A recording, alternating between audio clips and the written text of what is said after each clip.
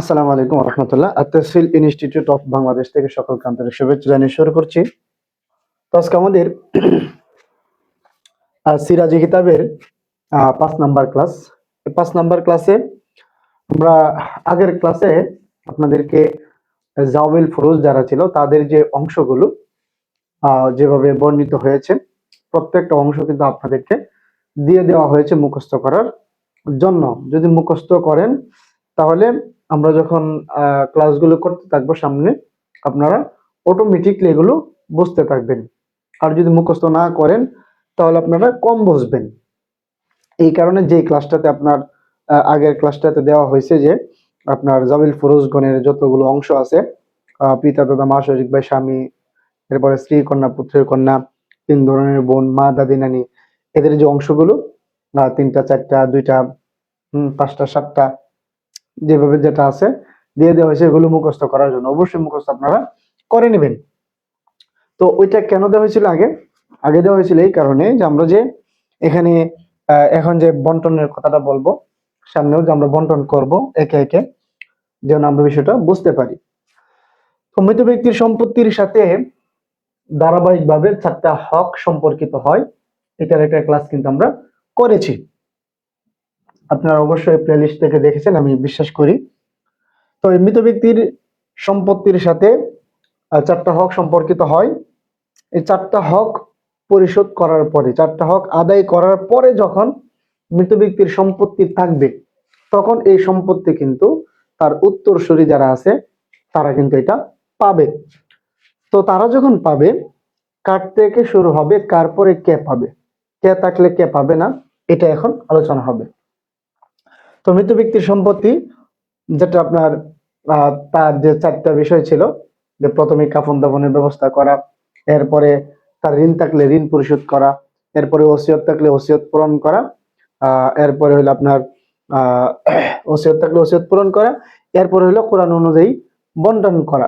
কোরআন অনুযায়ী যখন এগুলো করার পরে যখন কোরআন অনুযায়ী বন্টন করতে যাব, তখন কিন্তু জাবিল ফুরুজগণকে অংশগুলো দিতে হয়।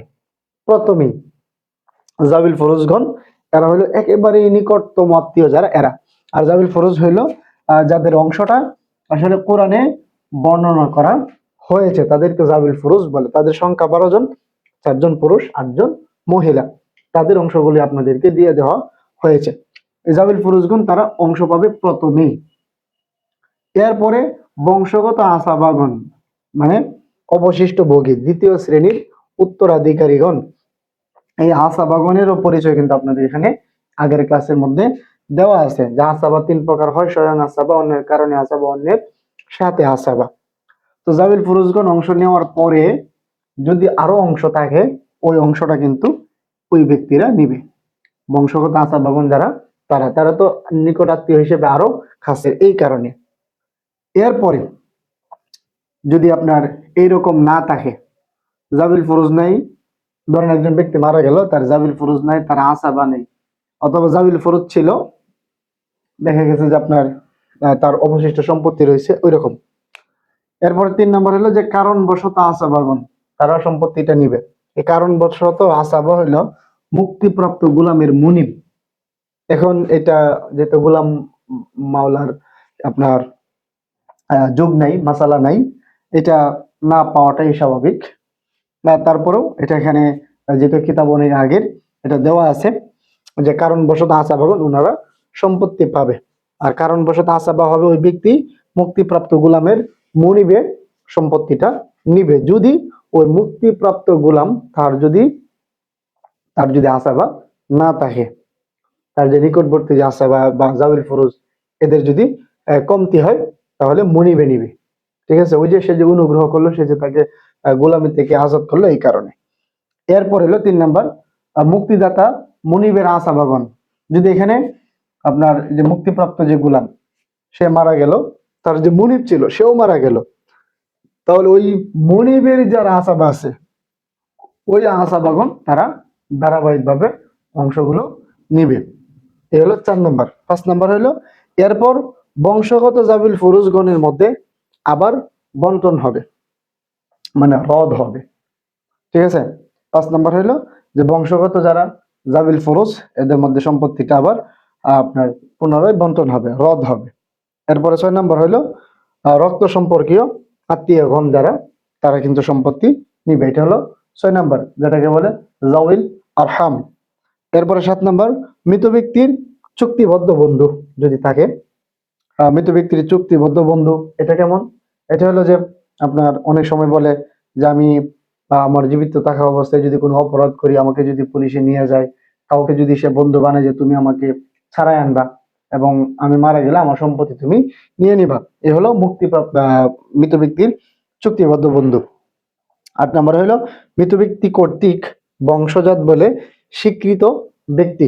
মানে মৃত ব্যক্তি যদি কাউকে তার বংশীয় বলে স্বীকৃতি দেয় এবং সে যদি তার এই স্বীকারোক্তির উপর থাকা অবস্থায় মারা যায়, তাহলে তার সম্পত্তি এই ব্যক্তিও পেতে পারে। যদি তার এই যে আগের জাবিল ফুরুজ আসাবা এগুলো যদি না থাকে, তাহলে ওই ব্যক্তি সম্পত্তিটা পেতে পারে। ঠিক আছে। এরপরে 9 নম্বর হলো ওসিয়তকৃত ব্যক্তি। তার জাবিল ফরজ নেই, আসাবা নেই, কিন্তু কোন ব্যক্তিকে সে ওসিয়ত করে গেল, তাহলে সম্পত্তিটা ওসিয়তকৃত ব্যক্তিকে দেওয়া হবে। যদি কেউ যদি না থাকে, কেউ না থাকলে সম্পত্তি বাইতুল মালে যাবে। মানে সম্পত্তিটাকে হেফাজত করার জন্য সম্পত্তি কোথায় যাবে? বাইতুল মালে, মানে রাষ্ট্রীয় কোষাগারে। তাহলে এই হলো 10 প্রকার। প্রথম হলো জাবিল ফুরুজ। জাবিল ফুরুজ কোন অংশ নেওয়ার পরে যদি আর কোনো অংশ না থাকে, তাহলে এর পরের ব্যক্তির আর পাবে না। এরপরে আসাবাগন অংশ নেওয়ার পরে যদি অংশ না থাকে, তাহলে এর পরে এরা পাবে না। মানে এগুলো তো সবগুলোই তো মোটামুটি একটা আত্মীয় বোঝাচ্ছে, সবচেয়ে পাওয়ারফুল আত্মীয়।